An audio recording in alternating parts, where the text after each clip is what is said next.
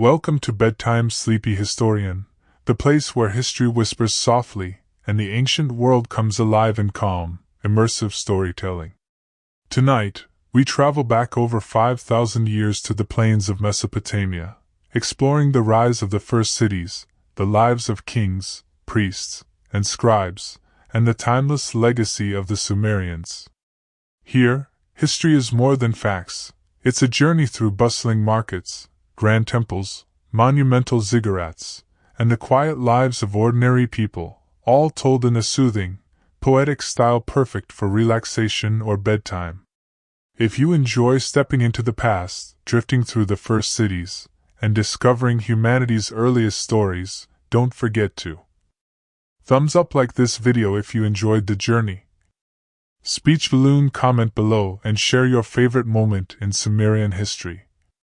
Bell subscribe to join our calm explorations of ancient civilizations, and pushpin watch anywhere you like, as we bring the whispers of history gently to your screen. Every week, we uncover forgotten empires, epic tales, and daily life from ages long past, all at a slow, immersive pace that lets you learn, dream, and relax. The First Whisper. Long before Babylon rose, before the Persians thundered across plains, before Rome even had its shepherd kings, there were whispers along the slow, brown rivers of Mesopotamia. The Tigris and Euphrates, with their patient floods and fickle moods, carry not just water but stories, stories that clung to the mud, to the reeds, to the people who first dared to settle beside them. The Sumerians were not conquerors when they arrived, they were watchers. They looked at the rivers not as obstacles but as companions. They saw how the flood left behind dark, fertile earth, and they whispered to each other, Here we stay. And so they built. At first it was simple, huts of reeds, clay pressed by hand, ovens that baked flat bread crisp at the edges. But soon those huts became clusters, and those clusters swelled into villages. Villages became cities. And cities became the world's first empires of stone and story. Uruk, Eridu, Lagash, these names would one day echo through history like the beating of a drum, but to those first people they were simply homes. Home meant the narrow alleys where children played with clay marbles. Home meant the scent of roasted barley and date wine. Home meant a place where humans, for the first time in all their long wandering, stopped chasing the herds and decided instead to stay, to make the earth bend to them. The Sumerians were farmers, yes, but they were also dreamers. They cut canals through the soil, coaxing the rivers to obey, and raised temple platforms, ziggurats, that scraped against the sky. They called these places the houses of their gods. From the top of those step towers, a priest could stand and watch the horizon, where the sun rose and fell, where the stars wheeled in their endless dance. And down below, the hum of the first true cities filled the air like a heartbeat. This was no longer the wild world of scattered tribes. This was something new, something daring. A whisper turned into a chorus. The age of the Sumerians had begun. The land between rivers. The Sumerians lived in a land that seemed both gift and trial. Between the Tigris and Euphrates stretched a plain of endless earth, flat and dry, waiting for someone bold enough to shape it. Rain was scarce here, the heavens were stingy with their clouds. Yet, paradoxically, the rivers swelled and raged with sudden floods, sweeping away fields and huts without warning. Life in Mesopotamia meant living at the mercy of water, sometimes too little, sometimes too much. The Sumerians did not despair. Instead, they learned to tame the rivers. They dug canals with sharpened reeds and clay tools, carving veins across the plains so that water flowed where they wished. Fields blossomed in careful rows, barley swaying in the hot wind, date palms rising like green lanterns in the desert. It was an act of defiance against chaos, a quiet declaration that humans could bend nature if only they worked together. But irrigation was not just a practical achievement, it became the heartbeat of Sumerian life. Villages relied on each other to maintain the canals, for if one link broke, the whole system faltered. Cooperation bred community, and community grew into something larger. Farmers began trading with potters, potters with weavers, weavers with priests. Surplus grain meant time for crafts, for writing, for dreaming. The rivers, once feared, became highways. Boats of reed and bitumen glided along their surfaces, carrying fish, clay jars, and stories between the cities. A trader setting out from Uruk might find himself in Eridu by evening, his boat piled with jars of oil and baskets of onions. Along the banks, children watched the traffic drift past and imagined worlds beyond their horizon. And with every harvest, with every canal dredged, with every wall of mud brick pressed into place, the Sumerians whispered again, "Here we remain." They had turned a patch of dust and flood into the cradle of civilization. The birth of cities. In the beginning, Sumerian settlements were little more than clusters of reed huts, huddled near the waterways. But over time, those huts gave way to something sturdier, sun-baked mud brick walls, pressed by hand, stacked high into homes and storehouses. The village became a town, and the town grew until it demanded a name that would echo through history. Uruk. It rose from the plain like a dream made solid. Walls stretched around it, so broad and tall that later generations would swear they were the work of gods. Within those walls, life pulsed ceaselessly. Farmers brought grain from the fields. Bakers ground it into flour. Brewers turned it into beer, thick, hearty, drunk through straws from communal jars. Craftsmen hammered copper, sculptors carved stone, scribes pressed marks into clay. Uruk was not just large, it was organized. Its heart beat to the rhythm of temples. At the center stood the great ziggurat, a stepped mountain of mud brick dedicated to the goddess Inanna. To the Sumerians, it was more than a building. It was the bridge between heaven and earth, the ladder by which the divine might descend to dine on offerings, or through which prayers might ascend into the realm of the gods. And then there was Eridu, older still. The Sumerians believed it was the very first city ever built, founded by the god Enki, lord of wisdom and fresh water. Its temple shimmered with ritual, priests chanting, incense curling, offerings of fish and bread laid carefully at the altars. Though modest in size compared to Uruk, Eridu was revered. It was the spiritual anchor, the holy beginning. The cities were not without noise. Donkeys brayed in narrow streets. Potters' wheels hummed. Children's voices echoed in the courtyards. And above it all, drums and flutes announced festivals where the community gathered to honor the gods with music, dance, and feasting. But perhaps the most remarkable thing about these cities was their permanence. A reed hut could vanish with the flood. A lone family could scatter when famine struck. But a city endured, brick upon brick, generation after generation. Here, for the first time, humans built something larger than themselves, a shared world, with shared rules, shared gods, and shared destiny. In these early cities, the whispers of the Sumerians grew louder. They were no longer just surviving. They were shaping the very idea of civilization. Kings, temples, and the first governments. In the cradle of the Sumerian city, power did not arrive with a crown or a scepter. At first, it belonged to the temple. The ziggurat was more than a house of gods. It was the warehouse of grain, the keeper of contracts, the beating heart of communal life. Priests oversaw the fields, measured the barley, and decided how food and resources would be shared. To live in the city was to live under the watchful eye of the gods, their priests acting as earthly stewards. But as cities swelled and disputes multiplied, the priesthood alone could no longer hold all authority. The Sumerians, practical as always, turned to another figure, the Lugal, meaning big man. In the beginning, a Lugal was not necessarily a king but a strong leader, chosen in times of war or crisis. He was a man who could organize, defend, and command.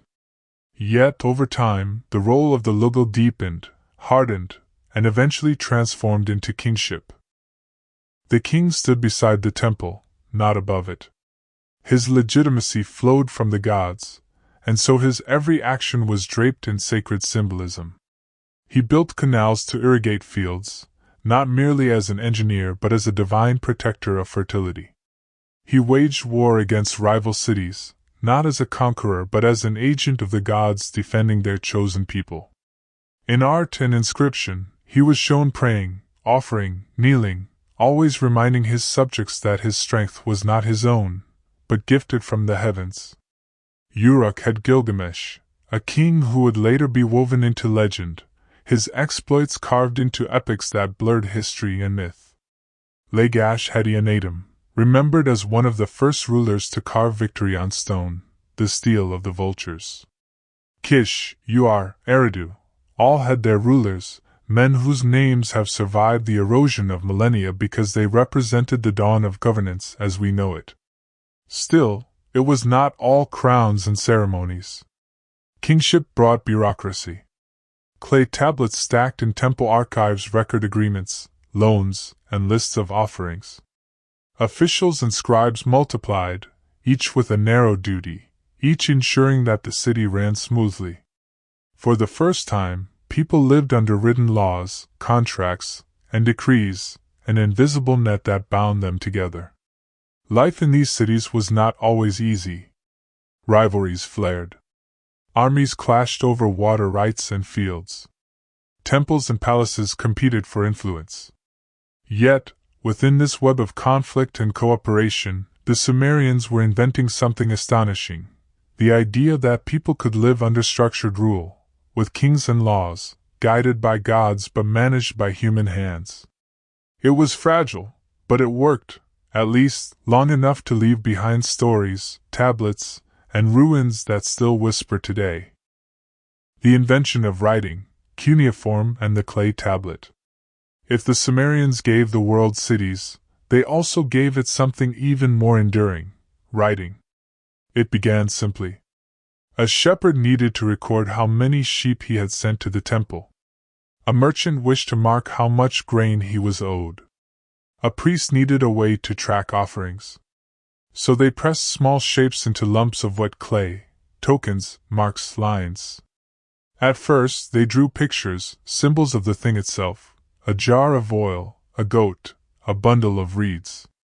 But soon those pictures evolved. They became shorthand abstractions, strokes and wedges pressed by the cut edge of a reed stylus. Thus was born cuneiform, the world's first script. The word cuneiform comes from the Latin cuneus, meaning wedge, for each mark was a wedge-shaped impression in clay. It was not ink on parchment, not brush on papyrus. It was hard, physical, enduring. A clay tablet could survive fire, flood, even centuries buried in the earth. And so, when we hold a Sumerian tablet today, we are not looking at a copy, or a translation, but the very breath of an ancient scribe, hardened in clay. At first, writing was the servant of the temple. It was used to record harvests, debts, and offerings. A farmer might find himself summoned to explain why his tablet showed fewer bushels of barley than expected. A brewer might have his daily beer rations measured, stamped, and stored away on clay. Writing was the invisible web holding together the life of the city. But then, something changed. The Sumerians discovered that writing could do more than count. It could tell stories.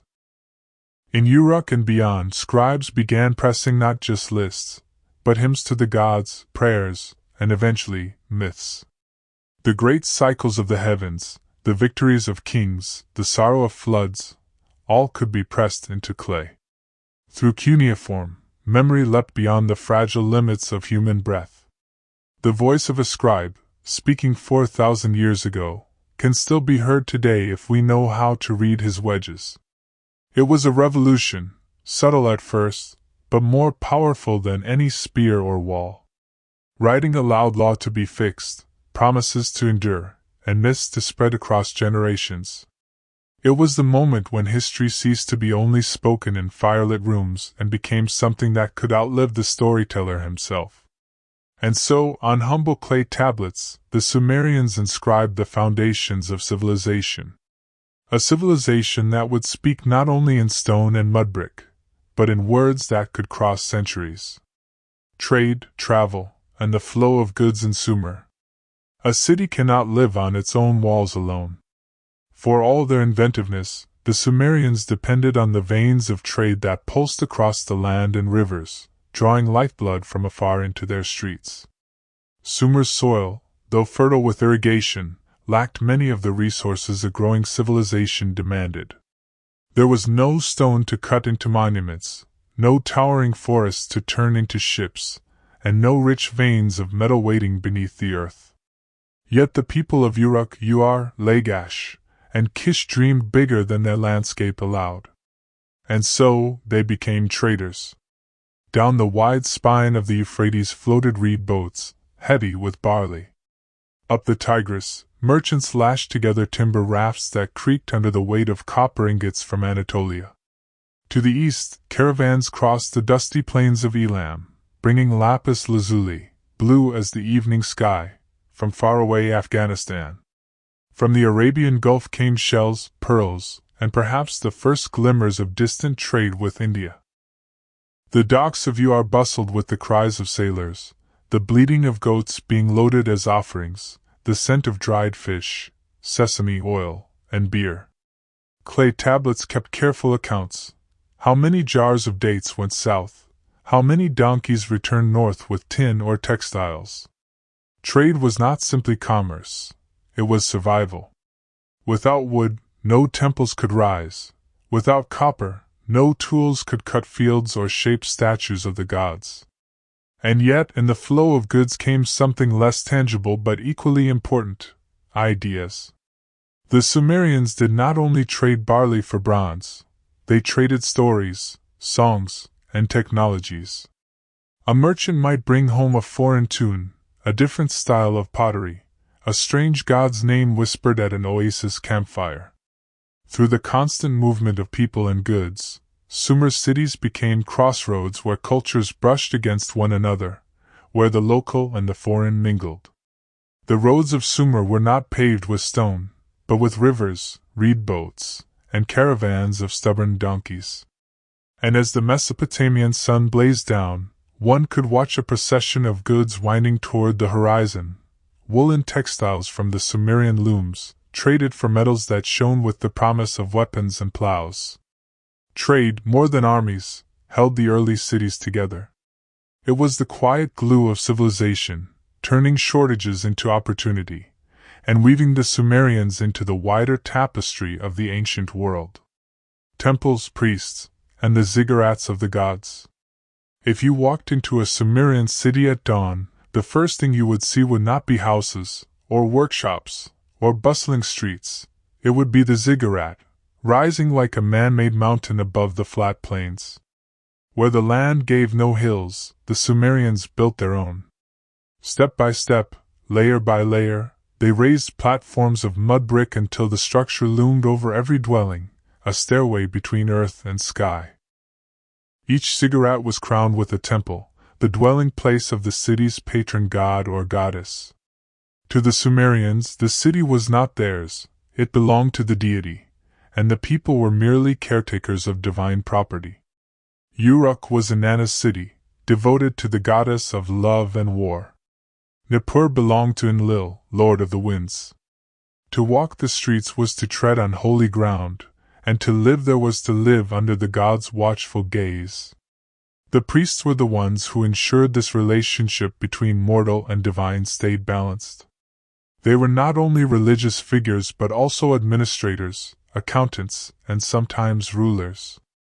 It was the temple that stored grain in massive silos, received offerings of wool, oil, and livestock, and redistributed goods as rations to workers. The temple was less like a church and more like a government office, bank, and granary rolled into one.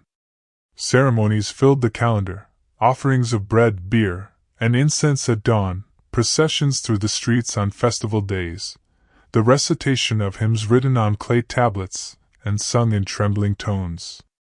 The air was heavy with the smell of burning fat and cedar resin, curling upward into the skies where the gods were thought to dwell. The ziggurat itself was more than a temple.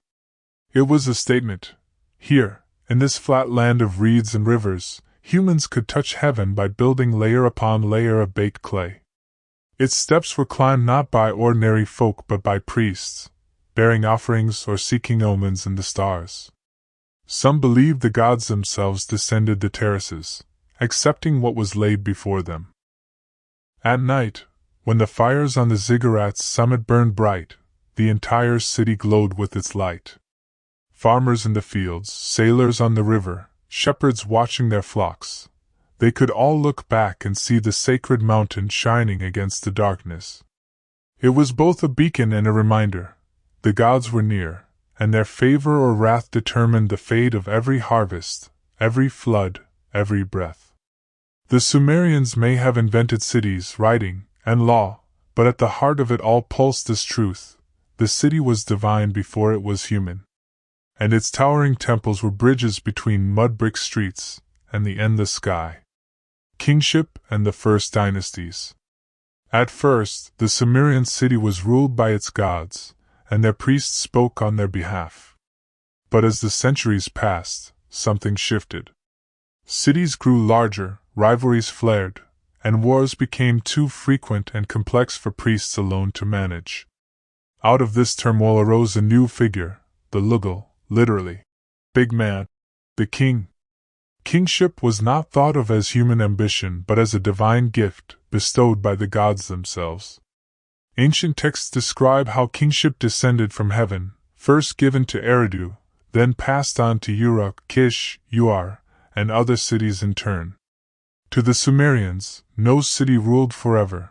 The gods granted power, and the gods took it away. A king was therefore both exalted and precarious, forever balancing glory with the knowledge that his reign could vanish like a sandcastle in the flood. The earliest kings were often remembered as half myth, half flesh. Gilgamesh of Uruk, for example, was said to be 2/3 divine and 1/3 human.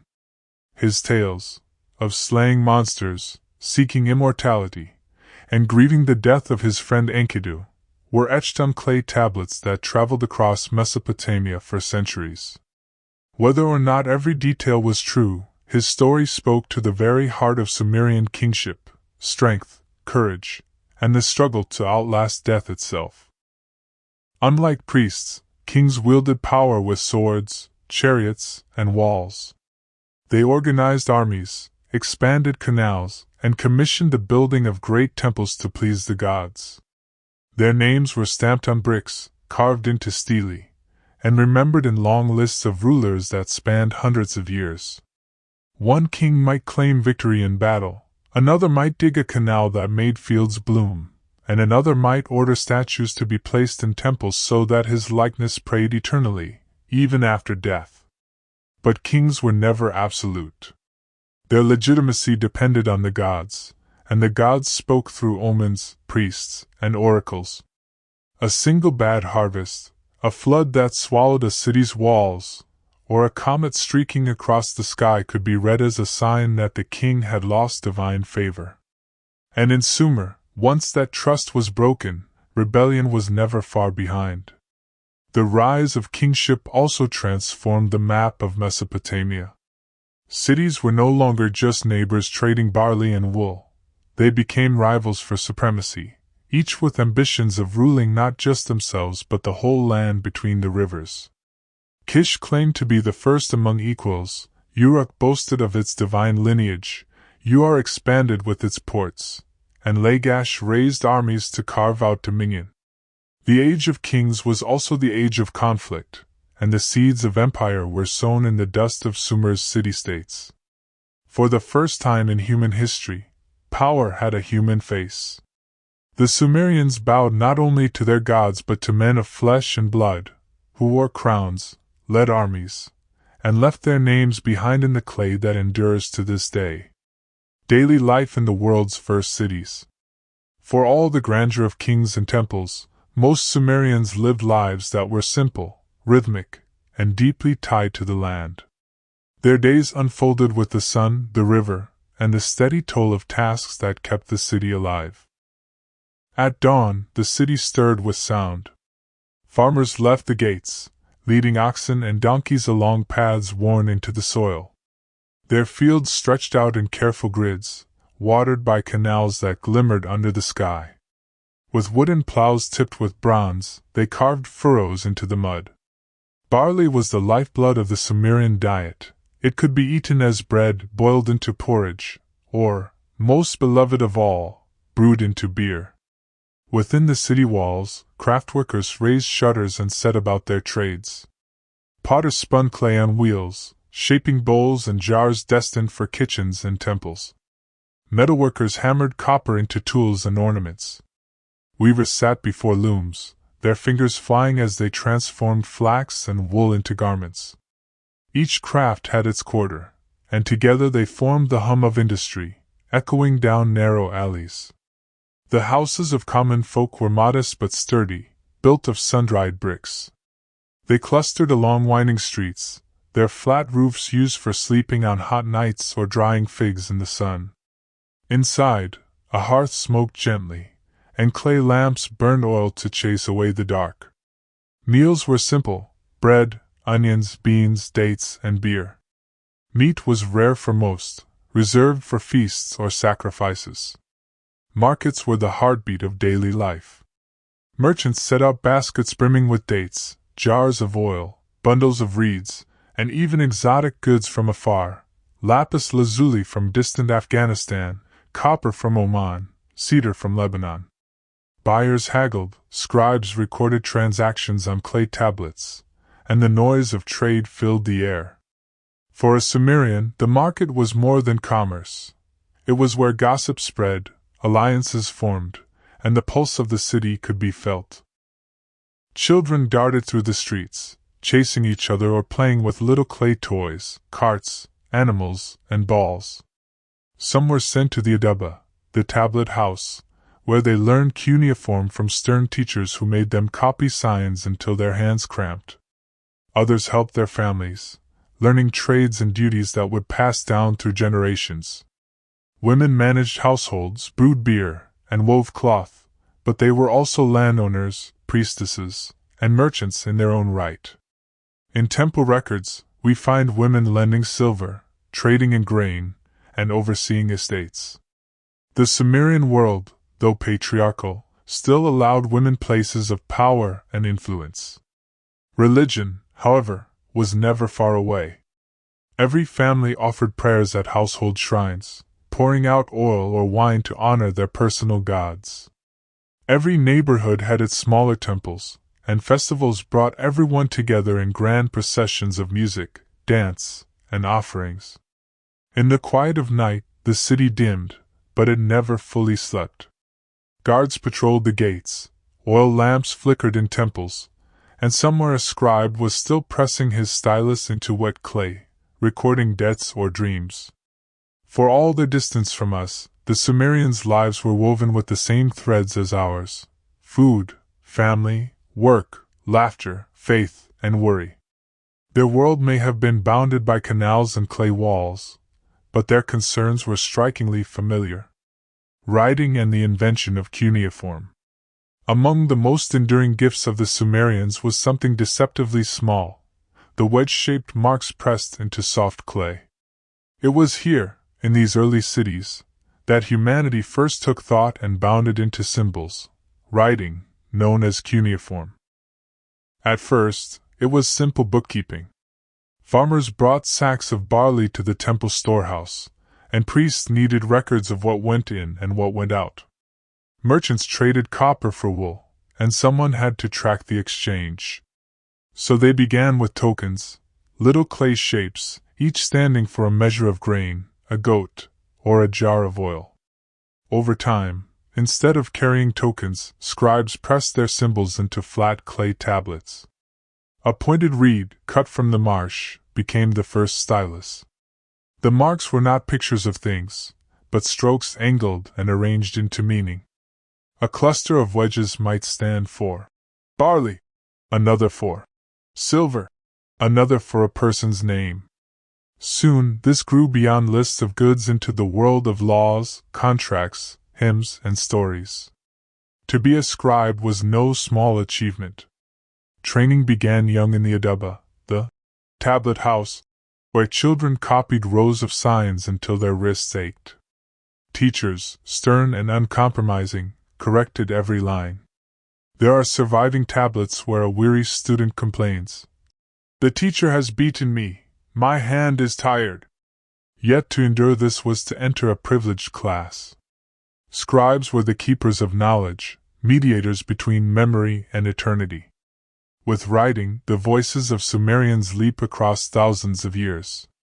We find school exercises, proverbs, and even jokes. One proverb reads, "A poor man is better dead than alive." Another, "The tall reed casts a long shadow, but when cut, it is bound with the short one." They had humor, wisdom, and cynicism, preserved in clay. But writing did more than preserve thoughts, it shaped them. With cuneiform, kings issued decrees that stretched across their cities. Priests catalogued offerings with precision. Merchants drew up contracts that bound strangers to their word.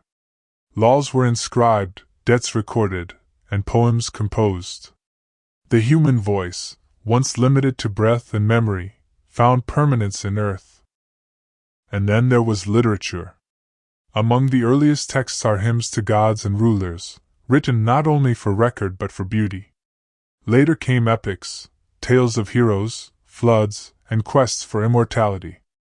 Though many would be lost, fragments remain to tell us that the Sumerians were not only practical accountants of grain and goats, but dreamers, poets, and philosophers.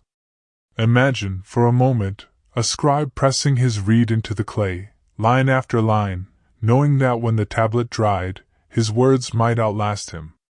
That fragile tablet, baked by the heat of sun or fire, might endure millennia, while the walls and palaces around it crumbled. And indeed, that is exactly what happened. Empires fell, rivers shifted, temples collapsed, but the words of the Sumerians remained, whispering their world to us across 5,000 years. Religion, temples, and the gods of Sumer. If the streets and markets of Sumer belonged to the people, the skyline belonged to the gods.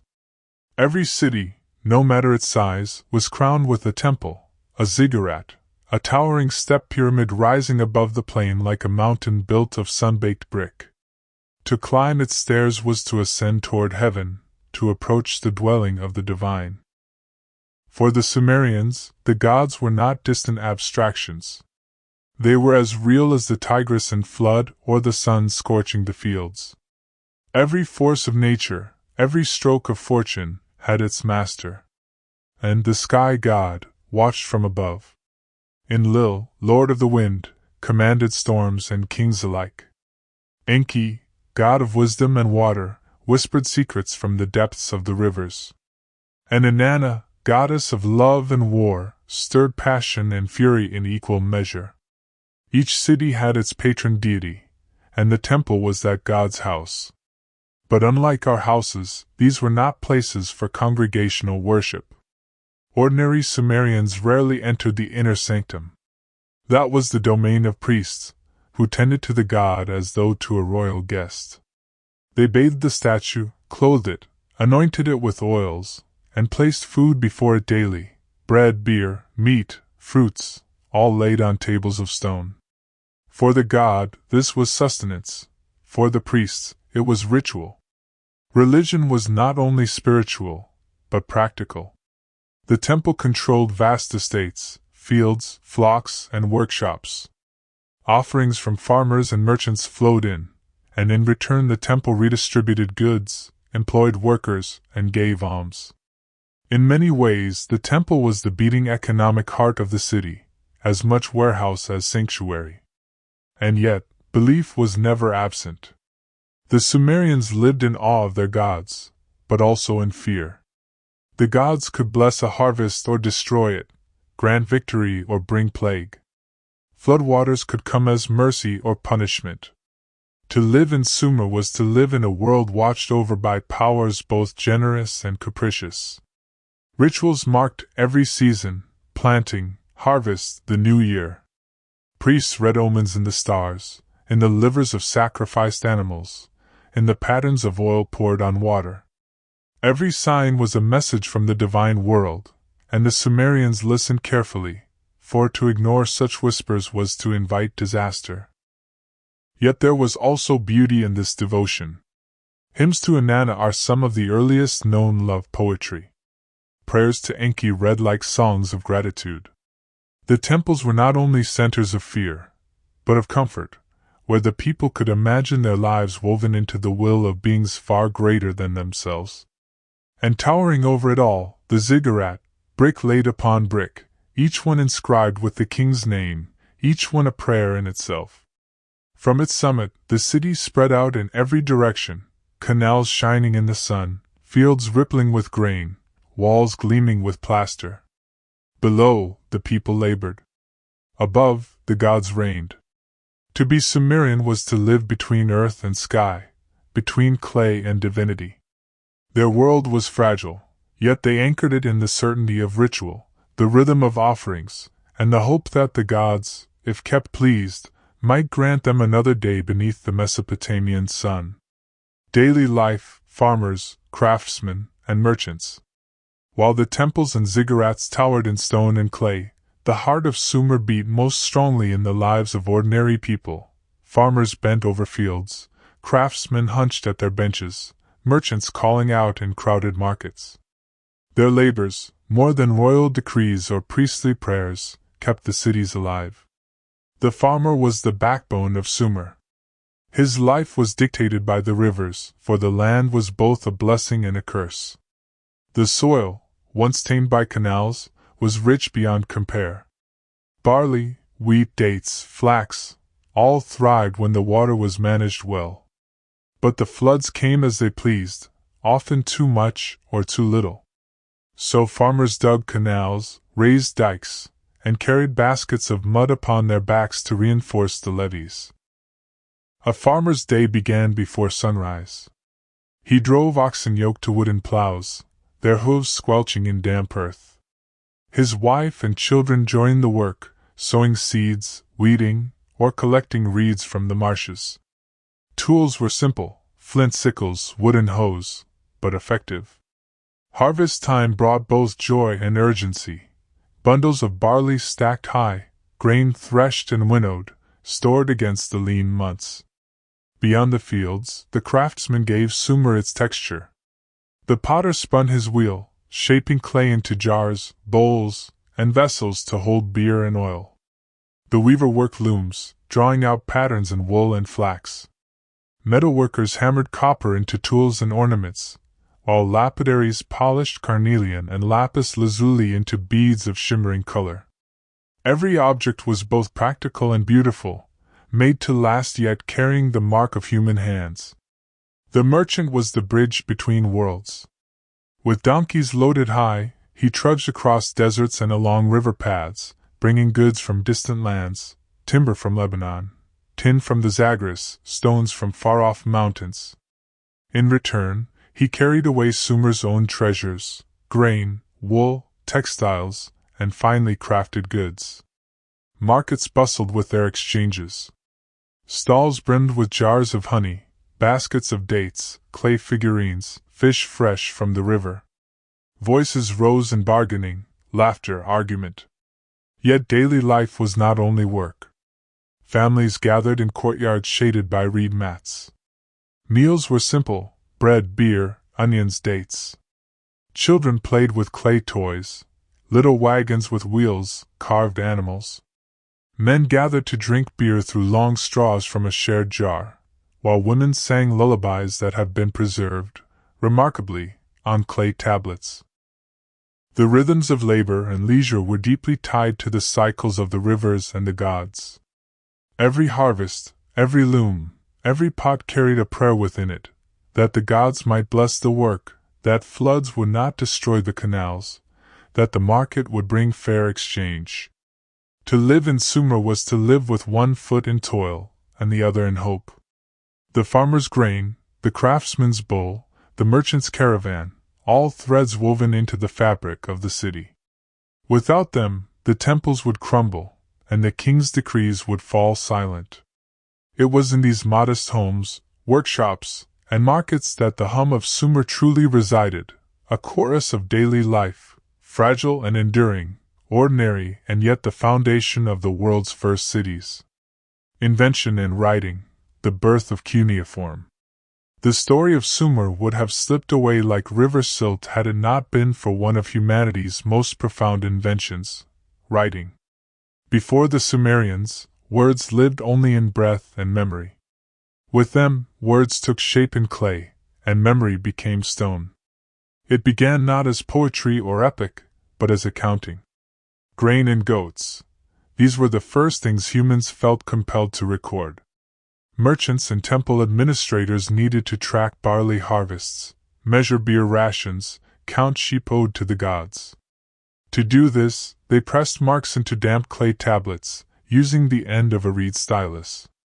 What started as little drawings, pictographs of sheep, jars, or loaves, slowly became a system of abstract science. By about 3200 BC, these signs had transformed into cuneiform, named for the wedge-shaped strokes impressed into clay.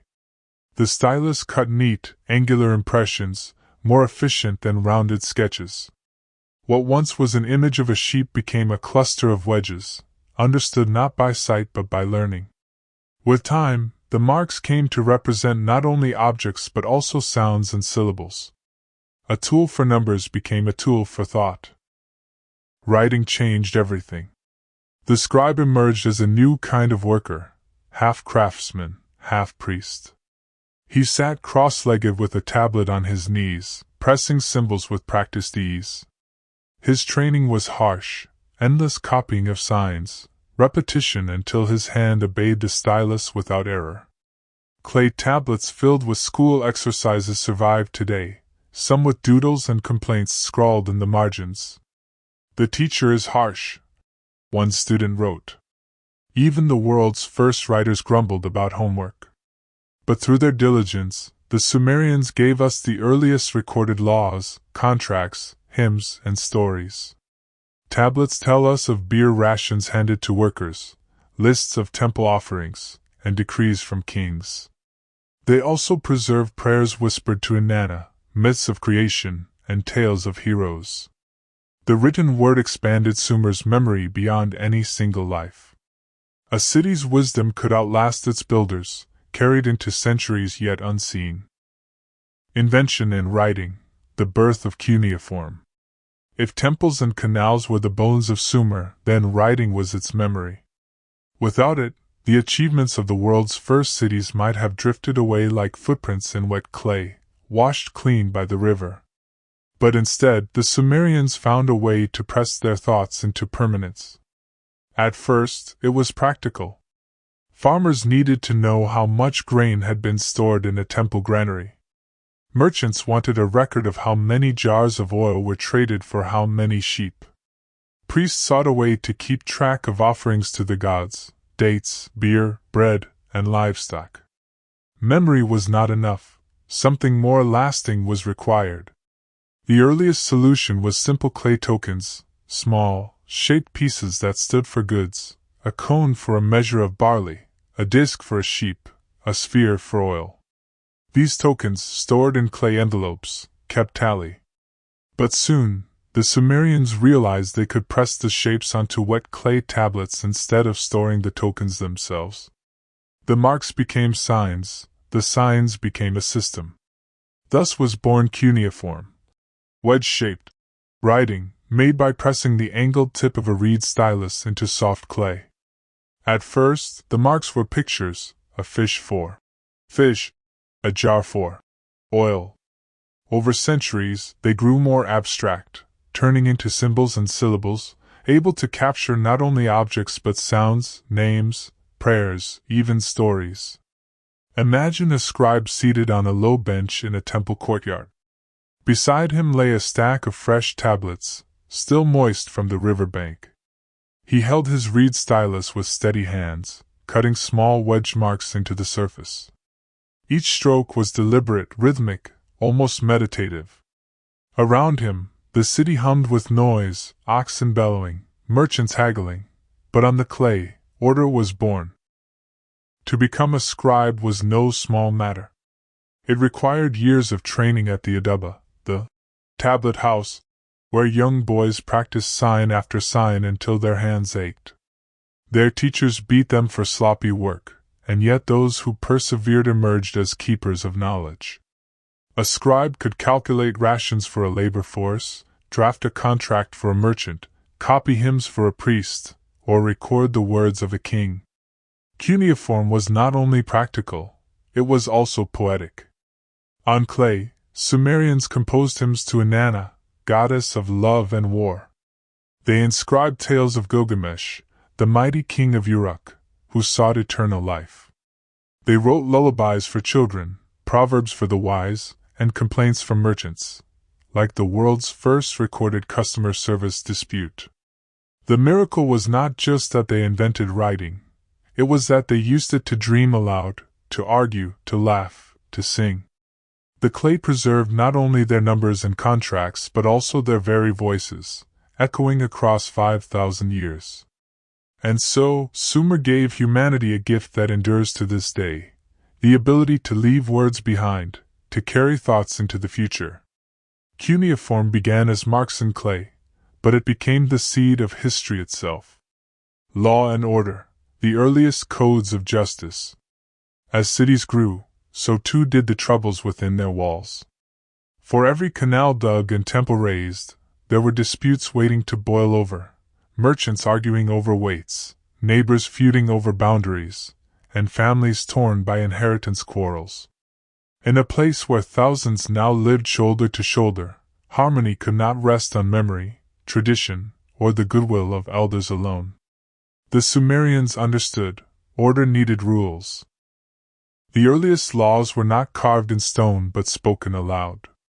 The elders of a city, seated beneath the shade of a temple wall, would decide a case based on custom. If a man borrowed an ox and it died, who bore the loss? If a neighbor diverted water from another's canal, what should be done? These rulings, passed down through generations, gradually became established norms. But custom had limits, and as cities expanded, oral justice was too fragile, too prone to memory's errors. The Sumerians began writing their judgments on clay. In time, this practice evolved into the world's first law codes. Long before Hammurabi etched his famous laws in Babylon, there were the codes of Uruk of Lagash, and later Ur-Nammu of Ur. These were not lofty declarations but practical rules meant to keep the wheels of society turning. Uruk-Agina's reforms, around 2350 BCE, are often described as an attempt at social fairness. He sought to protect widows and orphans, curb the abuses of the wealthy, and prevent priests from seizing property unjustly. His decrees were not a utopia, but they hinted at something radical, that justice should not simply belong to the strongest, but to the community as a whole. Ur-Nammu's code, written a few centuries later, was even more detailed. Instead of relying solely on vengeance or blood feuds, it prescribed fines and compensations. If one man injured another, he paid in silver.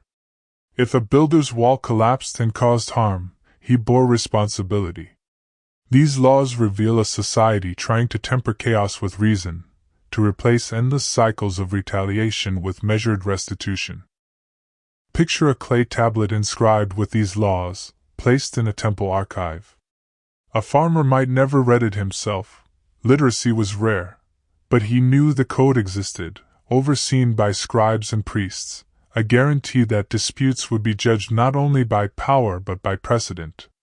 In a sense, the clay became a silent witness, standing between quarrelsome men as an impartial reminder of order.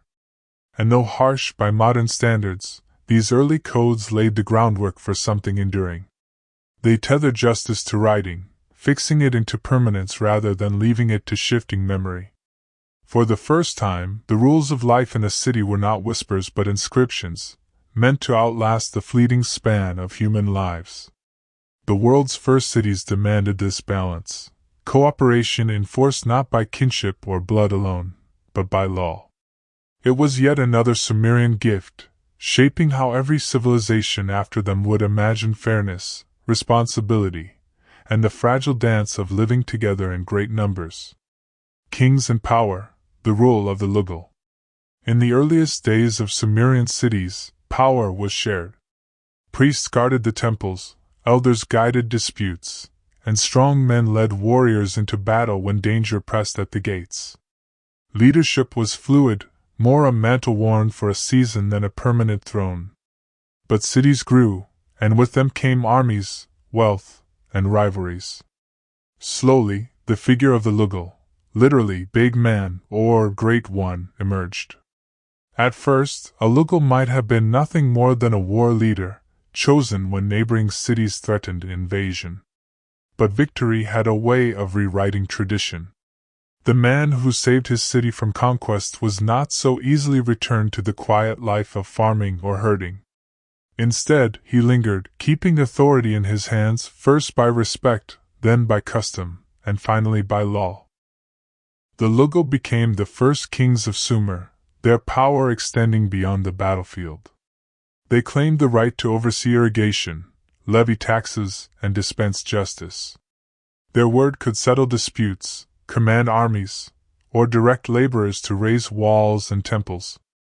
Though priests still held sway in spiritual matters, the Lugul embodied worldly authority, the embodiment of the city itself. Kingship soon clothed itself in sacred imagery. A king was no longer merely a warrior, he was chosen by the gods, entrusted with keeping the divine order, the me of the universe. In temple hymns and royal inscriptions, kings began to describe themselves as shepherds of their people, guardians who guided the flock through famine, flood, and war. The metaphor was deliberate. Just as a shepherd ruled over animals too unruly to fend for themselves, so too did the king rule over his city. But the Lugul was no gentle shepherd. His authority rested on the strength of armies. To be king was to command men-at-arms, to control the canals that sustained harvests, and to dominate trade routes that brought wealth into the city. Inscriptions carved on stone monuments tell us of kings boasting of walls they built, lands they conquered, and offerings they dedicated to the gods. Behind every claim of divine favor was a practical truth: without power, no king could keep his throne. Yet kingship also brought something new: continuity. Where elders aged and priests passed, dynasties sought to last. A Lugul's son might inherit the throne, binding cities not only to a leader but to a family line. With dynasties came the memory of greatness, the desire to emulate and surpass the deeds of forefathers. Cities that once lived from season to season now thought in terms of generations, and with them rose the idea of empire. Still, Sumerian kingship was fragile. Rival cities could topple a throne, priests could whisper against the ruler, and the fickle river could undo even the greatest king's efforts. The Lugul sat high, but never secure, always caught between the will of the gods above, the ambitions of enemies beyond, and the murmurs of his own people within. In the rise of the Lugul, humanity witnessed one of its first great shifts, the birth of kingship, a role that would echo across millennia, from pharaohs to emperors, all tracing faint lines back to the shepherd kings of Sumer. War and rivalry, when cities collided. The land of Sumer was a patchwork quilt of city-states, each fiercely proud of its walls, temples, and patron gods. Uruk, Kish, Lagash, Amma, each stood like a beacon on the flat plain, a collection of mud-brick homes and towering ziggurats surrounded by fields of barley and winding canals. Yet closeness bred tension. To a Sumerian, the next city was not a neighbor, it was a rival. The causes of war were as old as the soil itself. Water, that lifeblood of the land, lay at the center of countless disputes. Canals diverted too far upstream could starve a neighboring city of irrigation, turning green fields into cracked dust. Farmers and soldiers alike watched the river banks with suspicion, and when the balance tipped, war followed. Armies in Sumer were not vast in the way later empires would know them, but they were disciplined, hardened by necessity. Soldiers carried spears tipped with flint or bronze, shields made of leather stretched over wood, and sometimes copper helmets that gleamed beneath the sun. The kings, those Lugals, stood at their head, not only as leaders but as symbols, the gods' chosen shepherds who must defend their flock. Battles were often fought in the open fields between cities. Dust rose in clouds as ranks advanced, lines clashed, and shouts carried across the plain. There were no professional soldiers in the earliest days. Farmers, potters, herders all left their daily labors when war called, trading plows for spears. Victories were bloody but rarely decisive. One city might sack another, stealing grain and livestock, but soon both sides returned to their routines, until the cycle began again. In time, however, the rivalries grew sharper. Kings carved their triumphs into stone, leaving behind inscriptions of victory. One of the oldest surviving war records is the Stele of the Vultures, from Lagash, around 2500 BC. It depicts soldiers in tight formations, advancing under their king's banner, trampling enemies beneath their feet. The vultures above circle hungrily, carrying away severed heads. It is a chilling reminder that even in the world's first cities, war was already ritualized, remembered, and glorified. Yet war was not only destruction, it was also a path to unity. For brief moments in Sumer's history, powerful kings subdued their rivals, forging alliances or conquering neighbors. Kish often claimed kingship over all Sumer, and at other times, Uruk or Ur rose to prominence. These were not empires as we imagine them, but they were the seeds of empire, moments when one city dreamed of ruling them all. Still, no unity endured. The Sumerians remained a people divided, bound by common gods and language, but separated by pride and ambition. Each victory only sowed the seeds of the next rebellion. Each dynasty that rose was destined to fall. And so the fields of Sumer bore not only the green of barley and the shimmer of canals, but also the scars of battle. Behind the great ziggurats, in the courtyards of temples, priests and kings prayed for triumph, while families waited anxiously, wondering if their men would return from the plain, or if another city's soldiers would soon arrive at their gates. The ziggurat, stairways between earth and heaven. Rising above the flat plains of Sumer, where the horizon seemed endless and the land stretched into shimmering heat, the ziggurats stood like mountains made by human hands. To a Sumerian, the sight of these massive terrace towers was proof that the gods dwelled not far above, watching, listening, and sometimes descending. Unlike temples in later civilizations, the ziggurat was not a place for ordinary worshippers to gather. Common citizens did not climb its stairways.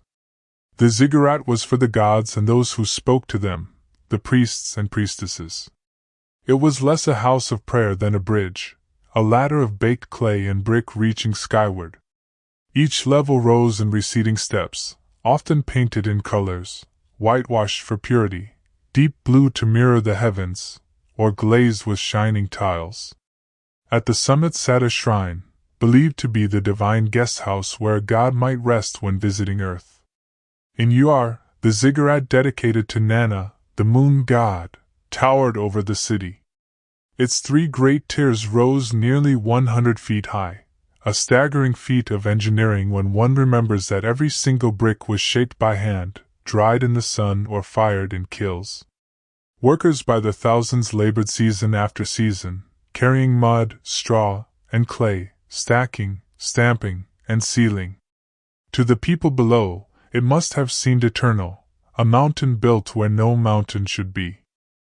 Priests ascended the stairways with offerings, bowls of dates, baskets of fish, loaves of bread, jugs of beer. Smoke rose from incense burners, curling into the wind, meant to please the gods' senses. At night, under the silver gaze of the moon, lamps flickered along the terraces, making the ziggurat glow like a celestial staircase. To the people of Sumer, such sights blurred the line between the human and the divine. Yet the ziggurat was not only sacred. It was political. Its bulk declared power. A king who built or restored a ziggurat proclaimed himself the chosen servant of the gods, a ruler whose authority came from the heavens. Inscriptions carved into bricks often read, "For the life of the king, for the favor of the god, this was built." To walk near the ziggurat was to feel both awe and submission, reminded that one's life and crops depended on the goodwill of unseen forces, and the ruler who mediated them. But the ziggurats also carried practical functions. Their height may have served as watchtowers, their terraces as stages for festivals. In the endless floodplains where landmarks were few, they stood as navigational beacons visible for miles. To travelers approaching a city, the ziggurat was the first thing glimpsed on the horizon, rising above the smoke of hearths and the lines of walls, a declaration: here is civilization. Here the gods dwell among us. And though many lie today as crumbled mounds of mud brick, worn down by 4,000 years of wind and rain, their memory endures. Later peoples, the Babylonians, the Assyrians, rebuilt them grander still. Some even believe the biblical Tower of Babel was inspired by such a structure, a vision of humans striving, perhaps too boldly, to meet the gods. For the Sumerians, however, the ziggurat was no folly. It was the heart of their city, the axis where earth touched heaven, a monument to their deepest yearning, to bridge the gulf between mortal and divine. The scribes, keepers of clay and memory. If the ziggurat was the stairway to the heavens, the scribes were the keepers of earth's voice.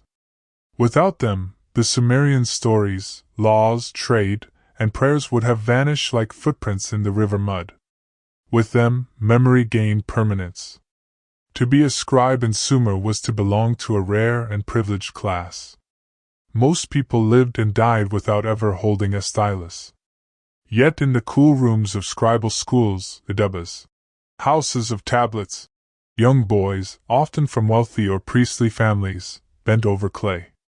Their teachers were strict, the lessons repetitive, the punishments harsh. A common exercise was to copy the same signs hundreds of times, pressing wedges into damp clay until one's hand cramped. Some surviving tablets are covered in neat, careful lines on one side, and clumsy, sprawling attempts on the other, perhaps an exasperated student's first try.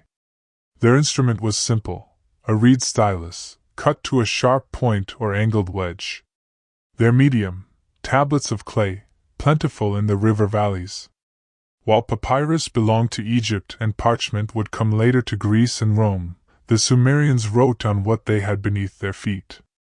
Clay was durable when dried, nearly eternal when fired, though fragile enough to shatter if mishandled.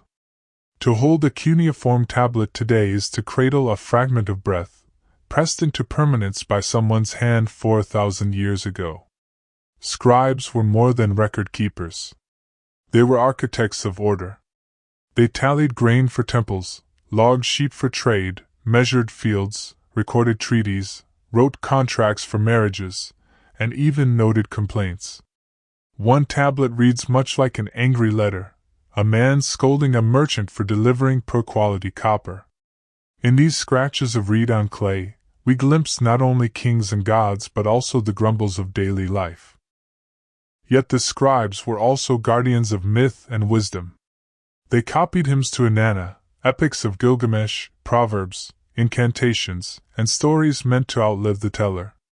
To be a scribe was to wield immortality, the power to stretch words beyond one's lifetime, to inscribe thoughts that would still be read by scholars long after Sumer itself had turned to dust. Their role brought them close to power.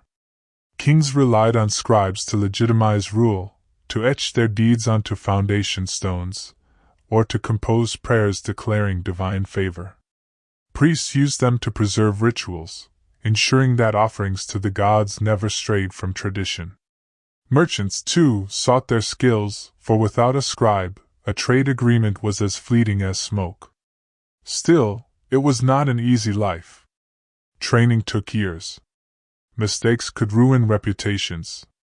And though some scribes rose to prominence, many worked quietly in temple storerooms or city archives, nameless, their only legacy the wedge marks they left behind. They might never have imagined that those marks would one day be studied by people speaking languages they could not dream of, thousands of years later. In Sumerian belief, writing itself was divine. Some myths credited the goddess Nisaba as the patron of scribes, keeper of the tablet of heaven. To sit with stylus and clay, then, was not just practical but sacred, a participation in cosmic order, ensuring that chaos never erased memory.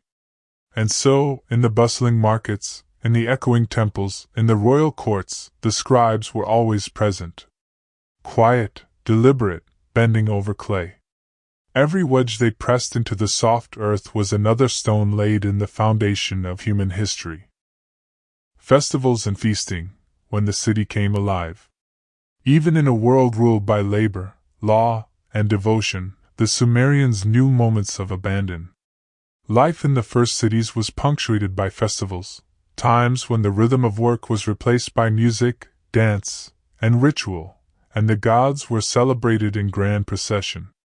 The New Year festival, or Akitu, was the most important. It marked the spring planting season and coincided with the barley harvest. During these days the city transformed. Canals reflected torches in the night, streets thrummed with music, and statues of gods were carried in processions, draped in fine cloths and scented with incense. Priests led prayers, kings performed ceremonies of renewal, and citizens gathered to watch and participate. Food and drink were central.